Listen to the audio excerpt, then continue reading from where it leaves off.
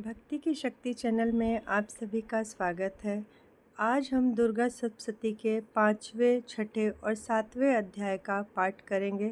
तो चलिए सुनते हैं। अध्याय ओम श्री उत्तर चरित्र से रुद्र ऋषि महासरस्वती देवता अनुष्टुप छंद भीमा शक्ति भ्रामरी बीजम सूर्य स्तम साम वेद स्वरूपम महासरस्वती प्रीत्यर्थे उत्तर चरित पाठे विनियोग। ध्यानम ओम घंटा शूलहलानीं शंखमूसले चक्रधनुं सायकं हस्ताब्जधरतीं घनानान्त विसलक्षिता सुतुल्यप्रभां गौरीदेह समुद्भवां त्रिजगताम् आधारभूतां महापूर्वा मंत्र सरस्वती मनु भजे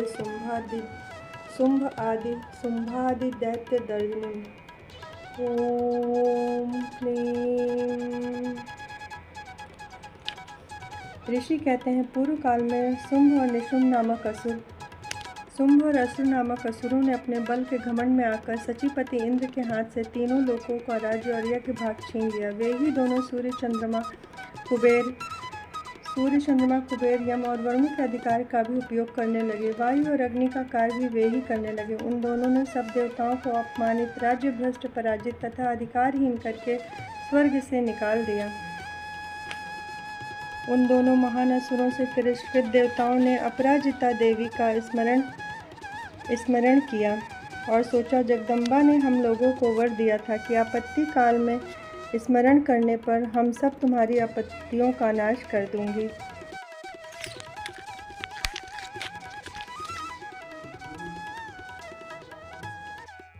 यह विचार करके देवता गिरिराज हिमालय पर गए और वहां भगवती विष्णु माया की स्तुति करने लगे। देवता बोले, देवी को नमस्कार है, महादेवी शिवा को सर्वदा नमस्कार है। नमो देव्यै महादेव्यै शिवाय सत्तम नमः नमः प्रकृत्यै भद्राय नियता प्रणता स्मतां रौद्राय नमो नित्याय गौर्ये धात्रे नमो नमः ज्योत्सनाय चेन्दुरूपण्ये सुखाय सततं नमः कल्याणे प्रणतां वृद्धिये सिद्धिये कुर्मो नमो नमः नैऋत्यां भूभृतां लक्ष्मे सवर्णे ते नमो नमः दुर्गाय दुर्गापराय साराय सर्वकारिण्ये ख्यात्ये तथैव कृष्णाय दुर्गाय दुर्गापराय साराय सर्वकारिण्ये ख्यात्ये तथैव कृष्णाय धूम्राय सततं नमः अतिसौम्यातिरोद्राय नतास्तस्यै नमो नमो नमो जगत्प्रतिष्ठाय देव्यै कृत्यै नमो नमः या देवी सर्वभूतेषु विष्णुमायेत शब्दिता नमस्तस्यै नमस्तस्यै नमो नमः या देवी सर्वभूतेषु चेतनेत्यभिधीयते नमस्तस्यै नमो नमः या देवी सर्वभूतेषु बुद्धिरूपेण संस्थिता नमस्तस्यै नमो नमः या देवी सर्वभूतेषु निद्रारूपेण संस्थिता नमस्तस्यै नमो नमः या देवी सर्वभूतेषु सुधारूपेण संस्थिता नमस्तस्यै नमो नमः या देवी सर्वभूतेषु छायारूपेण संस्थिता नमस्तस्यै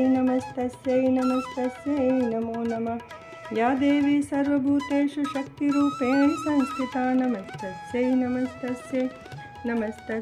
नमो नमः या देवी सर्वभूतेषु कृष्णरूपेण संस्थिता नमस्तस्यै नमो नमः या देवी सर्वभूतेषु शान्तिरूपेण संस्थिता नमस्तस्यै नमो नमः या देवी सर्वभूतेषु जातिरूपेण संस्थिता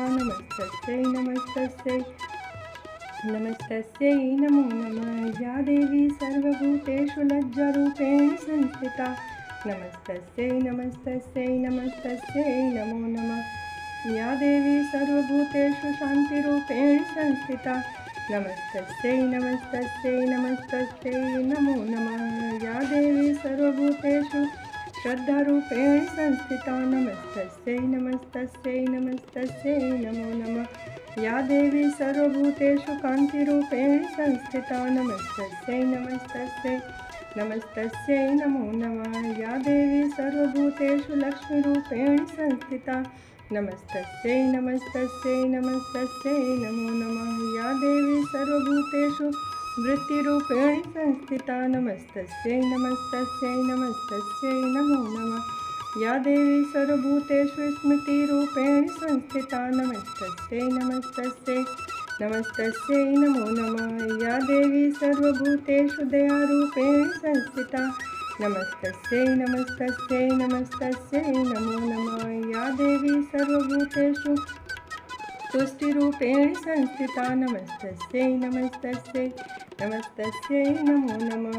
या देवी सर्वभूतेषु मातृरूपेण संस्थिता नमस्तस्यै नमस्तस्यै नमस्तस्यै नमो नमः। या देवी सर्वभूतेषु भ्रान्तिरूपेण संस्थिता नमस्तस्यै नमस्तस्यै नमस्तस्यै नमो नमः। य इन्द्रियाणां अधिष्ठात्री भूतानां च अखिलेषु या भूतेषु सततं तस्यै व्याप्तिदेव्यै नमो नमः। चित्तिरूपेण या कृतस्नमेतद्व्याप्य स्थिता जगत् नमस्तस्यै नमस्तस्यै नमस्तस्यै नमो नमः। स्तुता सुरैः पूर्वमभीष्टसंश्रयात् तथा सुरेन्द्रेण दिनेषु सेविता करोतु सा न शुभहितेश्वरी शुभानि भद्राण्यभिहन्तु चापदः यासां चापदः। पूर्व काल में अपने अभीष्ट की प्राप्ति होने से देवताओं ने जिनकी स्तुति की तथा देवराज इंद्र ने बहुत दिनों तक जिनकी सेवा की, वह कल्याण की साधन भूति ईश्वरी हमारा कल्याण और मंगल करें तथा सारी आपत्तियों का नाश कर डालें। उद्दंड दैत्यों से सताए हुए हम सभी देवता जिन परमेश्वरी को इस समय नमस्कार करते हैं तथा जो भक्ति से विनम्र पुरुषों द्वारा स्मरण करे जाने पर तत्काल ही संपूर्ण विपत्तियों का नाश कर देती हैं, वे जगदम्बा हमारा संकट दूर करें। ऋषि कहते हैं, राजन, इस प्रकार जब देवता देवी की स्तुति कर रहे थे उस समय पार्वती देवी गंगा जी के जल में स्नान करने के लिए वहां आई। उन सुंदर भावों वाली भगवती ने देवताओं से पूछा, आप लोग यहाँ किसकी स्तुति कर रहे हैं? तब उन्हीं के शरीर से प्रकट हुई शिवा देवी बोली, शुंभ दैत्य से तिरस्कृत और युद्ध में निशुंभ से पराजित हो यहाँ एकत्रित हुए ये समस्त देवता मेरी ही स्तुति कर रहे हैं। पार्वती जी के शरीर कोश से अंबिका का प्रादुर्भाव हुआ था, इसलिए वे समस्त लोकों में कौशिकी कही जाती हैं। कौशिकी के प्रकट होने के बाद पार्वती देवी का शरीर काले रंग का हो गया, अतः वे हिमालय पर रहने वाली कालिका देवी के नाम से विख्यात हुई। तदंतर शुंभ निशुंभ के भृत्य चंड मुंड वहाँ आ गए और उन्होंने परम मनोहर रूप धारणी वाली अंबिका देवी को देखा। फिर वे शुंभ के पास जाकर बोले, महाराज, एक अत्यंत मनोहर कन्या जो अपनी दिव्य कांति से हिमालय को प्रकाशित कर रही हैं, वैसा उत्तम रूप किसी ने भी नहीं देखा होगा। हे असुरेश्वर, पता लगाइए वह देवी कौन है और उन्हें पकड़ लीजिए। स्त्रियों में तो वह रत्न है, उनके प्रत्येक अंग बहुत ही सुंदर तथा अपने श्री अंगों की प्रभा से संपूर्ण दिशाओं में फैला रही है। दैत्यराज, अभी वह हिमालय पर ही मौजूद है, आप उन्हें देख सकते हैं। प्रभु, तीनों लोकों में मणि, हाथी और घोड़े आदि जितने भी रत्न हैं वे सब इस समय आपके घर शोभा पाते हैं। हाथियों में रत्नभूत ऐरावत, यह पारिजात का वृक्ष और यह उच्च श्रवा घोड़ा, यह सब अपने इंद्र से ले लिया है। हंसों से जुता हुआ यह विमान भी आपके आंगन में शोभा पाता है। यह रत्नभूत अद्भुत विमान जो पहले ब्रह्मा जी के पास था, अब आपके पास यहाँ लाया गया है। यह महापद्य नामक निधि आप कुबेर से छीन लाए हैं।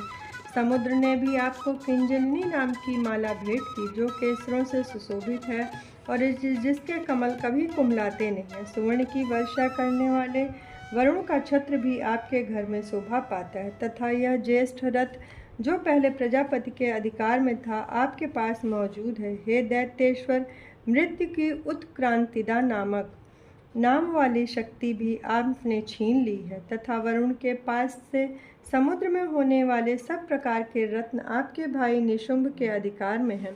अग्नि ने भी स्वतः शुद्ध किए हुए 2 वस्त्र आपकी सेवा में अर्पित किए हैं। हे दैत्यराज, इस प्रकार सभी रत्न आपने एकत्र कर लिए हैं।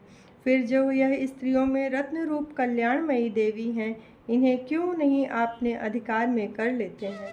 ऋषि कहते हैं, चंडमुंड का यह वचन सुनकर शुंभ महादैत्य ने सुग्रीव को दूत बनाकर देवी के पास भेजा और कहा, तुम मेरी आज्ञा से उनके सामने ये बातें कहना और ऐसा उपाय करना जिससे प्रसन्न होकर वह शीघ्र ही आ जाए।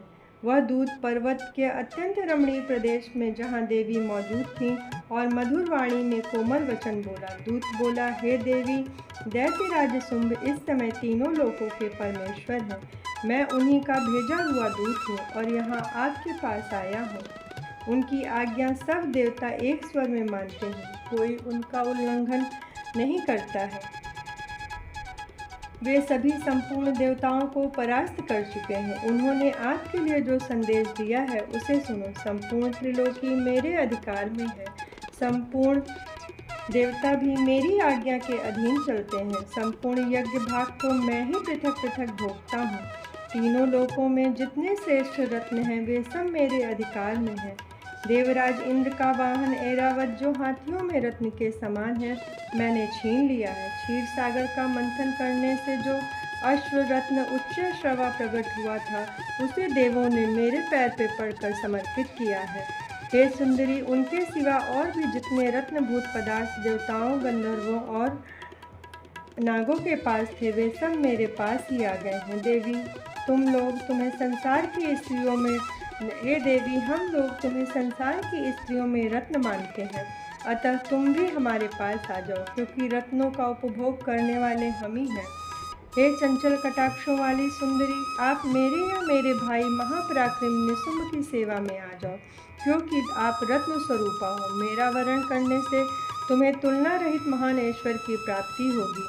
अपनी बुद्धि से यह विचार कर तुम मेरी पत्नी बन जाओ। ऋषि कहते हैं, दूत के ये कहने पर कल्याणमयी भगवती दुर्गा देवी, जो इस जगत को धारण करती हैं, मन ही मन गंभीर भाव से मुस्कुराईं और इस प्रकार बोले। देवी ने कहा, दूत, तुमने सत्य ही कहा है, इसमें तनिक भी मिथ्या नहीं है। शुंभ तीनों लोकों का स्वामी है और निशुंभ भी उसी के समान पराक्रमी है, किंतु इस विषय में मैंने जो प्रतिज्ञा कर ली है उसे मिथ्या कैसे करूं? मैंने अपनी अल्पबुद्धि के कारण पहले से जो प्रतिज्ञा कर रखी है उसको सुनो। जो मुझे संग्राम में जीत लेगा, जो मेरे अभिमान को चूर्ण कर देगा तथा संसार में मेरे समान बलवान होगा, वही मेरा स्वामी होगा। इसलिए शुंभ अथवा महादैत्य निशुंभ में शुंभ तथा शुंभ अथवा महादैत्य निशुंभ स्वयं ही यहाँ पधारे और मुझे जीतकर शीघ्र ही पाणी ग्रहण कर लें। इसमें विलंब की क्या आवश्यकता है? दूत बोला, हे देवी, तुम तो घमंड में भरी हुई हो। मेरे सामने ऐसी बातें न करो। तीनों लोकों में कौन ऐसा पुरुष है जो शुंभ निशुंभ के सामने खड़ा हो सके? अन्य दैत्यों के सामने भी सारे देवता युद्ध में नहीं ठहरते, फिर तुम अकेली स्त्री होकर कैसे ठहर सकती हो? जिन शुंभ आदि दैत्यों के सामने इंद्र आदि देवता भी युद्ध में खड़े नहीं हुए, उनके सामने तुम स्त्री होकर कैसे जाओगी? इसलिए तुम मेरे कहने से शुंभ निशुंभ के पास चलो। ऐसा करने से तुम्हारी गौरव की रक्षा होगी, अथवा जब वे केश पकड़कर घसीटेंगे तब तुम्हें अपनी प्रतिष्ठा खोकर जाना पड़ेगा। देवी ने कहा, तुम्हारा कहना ठीक है। शुंभ बलवान है और निशुंभ भी बड़े पराक्रम है, किंतु क्या करूं? मैंने पहले ही बिना सोचे समझे प्रतिज्ञा कर ली है, अतः अब आप जाओ। मैंने जो कुछ कहा है वह सब दैत्य राज्य से अंदर आदरपूर्वक कहना, फिर उन्हें जो उचित जान पड़े वो करें। श्री मार्कंडे पुराणे सावर्ण की मनवंतरे देवी महात्म्य। ओम तत्सत सत्य संतु मम कामः।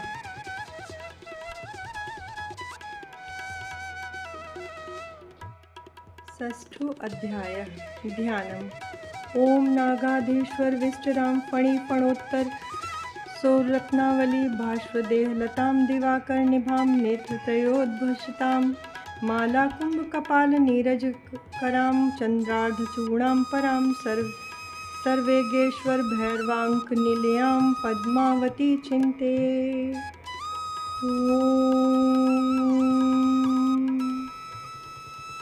ऋषि कहते हैं, देवी का यह कथन सुनकर दूत को बड़ा अमर्ष हुआ और उसने दैत्यराज के पास जाकर सब समाचार विस्तार पूर्वक कह सुनाया। दूत के उस वचन को सुनकर दैत्यराज कुपित हो उठे और दैत्य सेनापति धूम्रलोचन से बोले, धूम्रलोचन, तुम शीघ्र ही अपनी सेना साथ लेकर जाओ और उस दुष्टा को केश पकड़कर घसीटते हुए जबरदस्ती यहाँ लाओ।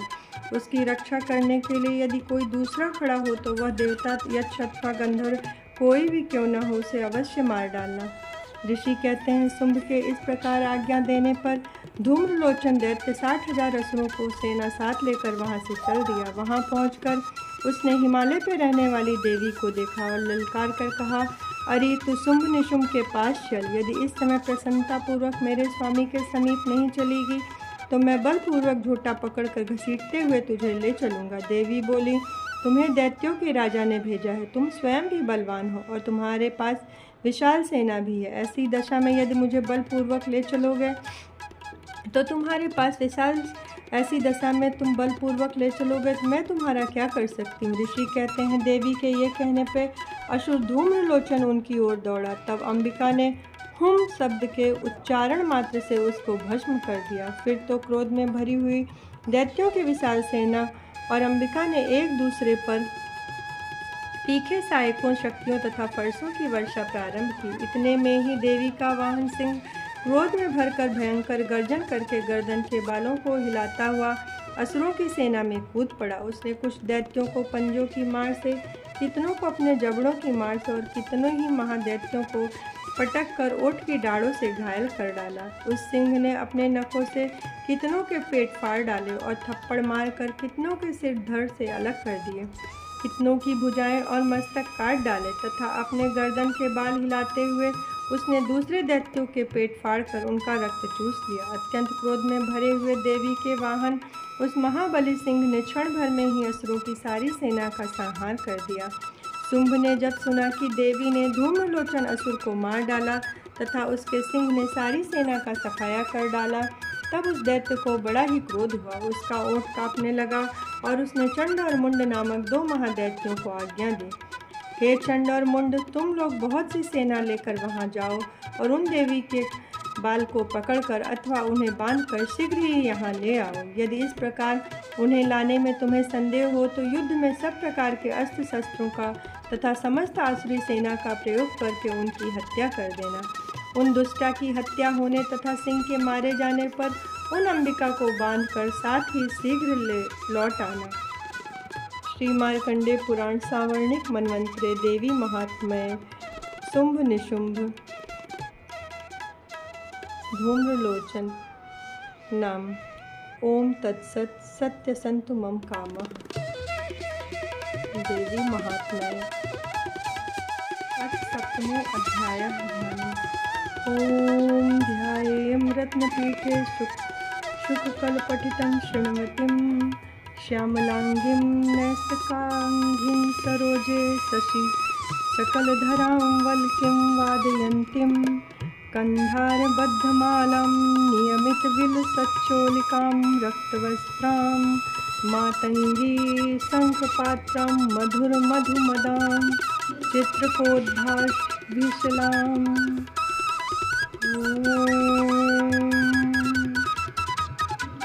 ऋषि कहते हैं, तदंतर शुंभ की आज्ञा पाकर वे चंडमुंड आदि दैत्य चतुरंगड़ी सेना के साथ अस्त्र शस्त्रों से सुसज्जित हो चल दिए।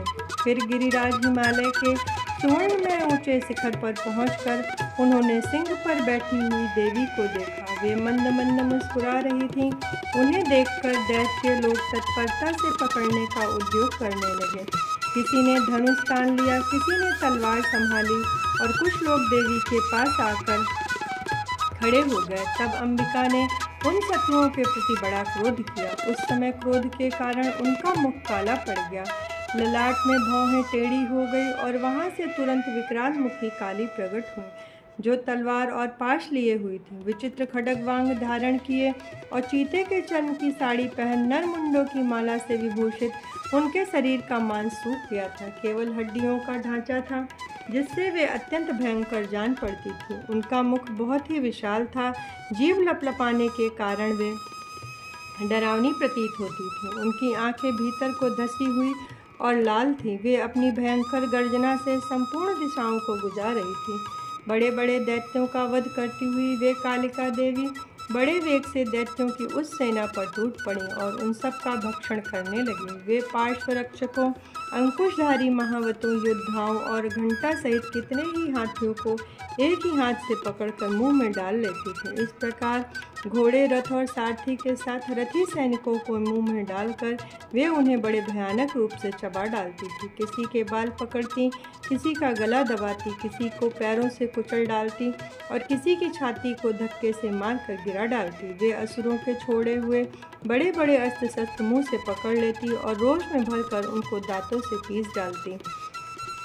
काली ने बलवान एवं दुरात्मा दैत्यों की वह सारी सेना रौंद डाली, खा डाली और कितनों को मार भगाया। कोई तलवार के घाट उतारे गए, कोई खड्गवाक के, और कितने पीटे गए। कितने ही असुर दांतों के अग्रभाग से कुचले जाकर मृत्यु को प्राप्त हुए। इस प्रकार देवी ने असुरों की उस सारी सेना को क्षण भर में ही मार गिराया।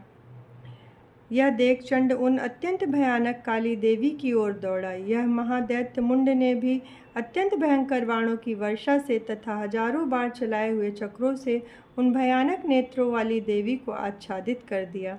वे अनेक चक्र देवी के मुख में समाते हुए ऐसे जान पड़े मानो सूर्य के बहुतेरे मंडल बादलों के उदर में प्रवेश कर रहे हैं। तब भयंकर गर्जना करने वाली काली ने अत्यंत रोष में भरकर विकट अट्टहास किया। उस समय उनके विकराल बदन के भीतर कठिनता से देखे जा सकने वाले दांतों की प्रभा से वे अत्यंत उज्ज्वल दिखाई देते थे। देवी ने बहुत बड़ी तलवार हाथ में ले हम का उच्चारण करके चंड पर धावा किया और उनके केश पकड़कर उसी तलवार से उनका मस्तक काट डाला। चंड को भी मार गिराया देखकर मुंड भी देवी की ओर दौड़ा। तब देवी ने रोष में भरे उसे भी तलवार से घायल करके धरती पर सुला दिया। महापराक्रमी चंड और मुंड को मारा गया देख मरने से बची हुई बाकी सेना भय से व्याकुल हो चारों ओर भाग गई। तदंतर काली ने चंड और मुंड का मस्तक हाथ में ले चंडिका के पास जाकर प्रचंड अट्टहास करते हुए कहा, हे देवी, मैंने चंड और मुंड नामक इन दो महापशुओं को तुम्हें भेंट किया है। अब युद्ध यज्ञ में शुंभ और निशुंभ का स्वयं ही वध करना।